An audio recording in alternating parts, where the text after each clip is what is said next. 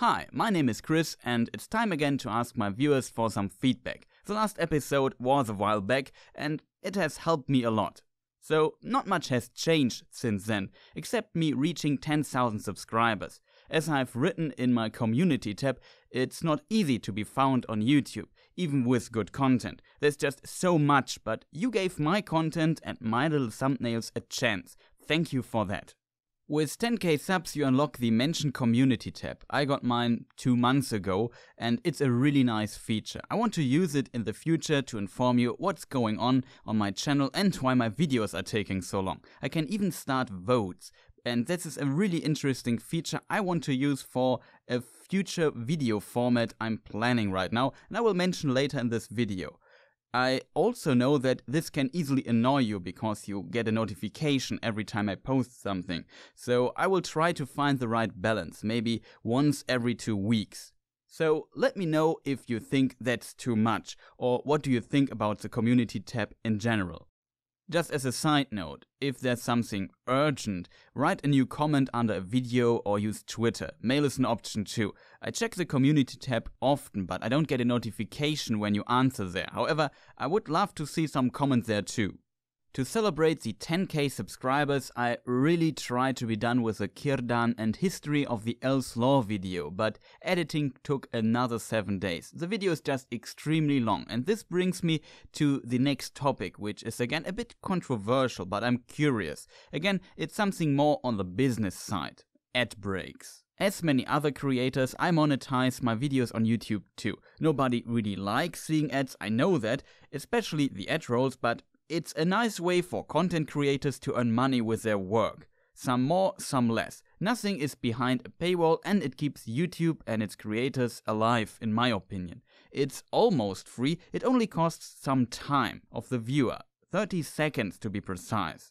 In case you don't know how it works, when you watch an ad completely, or at least 30 seconds if it's longer than that, it generates money, even if you skip the ad after half a minute. Then, if the video is not claimed by the Content ID system, a share of the revenue goes to the channel. This is true for all channels on YouTube. Also note, you don't always get an ad roll. But don't forget that YouTube creators are also viewers on YouTube and know that ads are very annoying sometimes. At least that's true for me. I totally understand why people skip them or use adblock. That's totally fine. Also, there are other easy ways to support a channel. For example, write a comment, press a like button, or even subscribe. All free, but do a lot.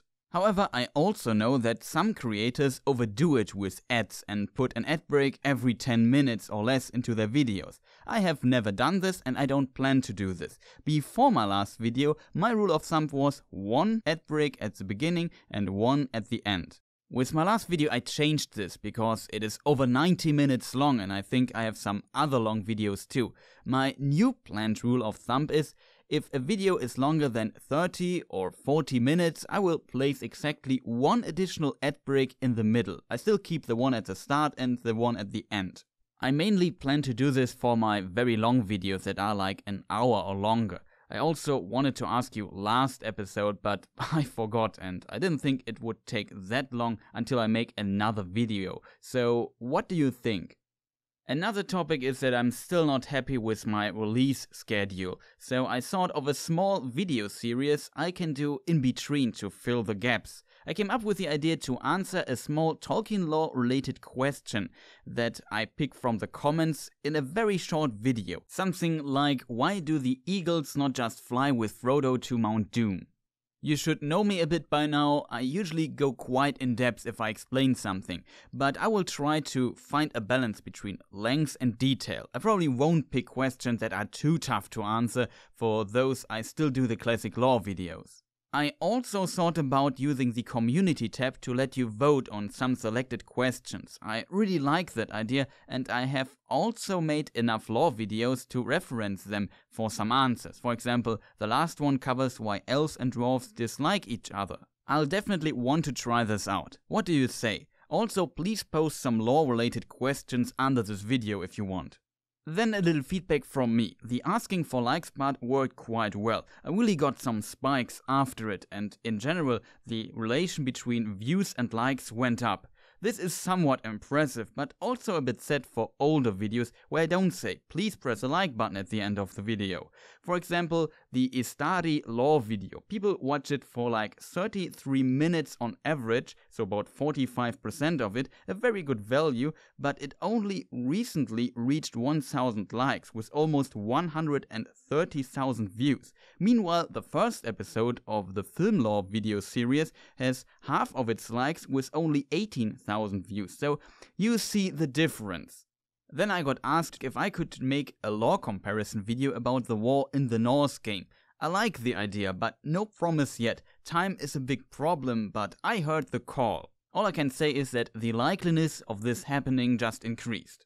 The next point I want to mention again, it was also in the last video. If you have watched the Círdan and the history of the Elves lore video, I hope you did, you probably noticed that that I don't use any new artwork. In June I contacted about 20 artists or more, if possible over multiple platforms, to ask for permission to use their work in my video, and I only got one reply at all. So again, special shoutouts to Niahti and Benef, who answered back in the day, it was for the White Tree Lore video, and allowed me to use their work. Feel free to check their art channels, they are linked in the description. This lack of artwork led to me using stock pictures. I found some very nice ones. I also photoshopped this abomination to represent the flying ship of Elrond's father Eärendil. If you are an artist that does amazing Tolkien lore related artworks and want me to use them in my videos, please let me know. Last point from the comment section of my last feedback video. Should I bother making a small channel trailer? I'm not the biggest fan of those myself and I can't evaluate if it would be worth it. What do you think? And that's it. I for sure forgot something again, but that will be in the next video, I guess. Please write some feedback and questions for future feedback episodes in the comments. Also, if you have lore questions for the mentioned lore video series, post them too. Thank you for the feedback and for watching. Goodbye.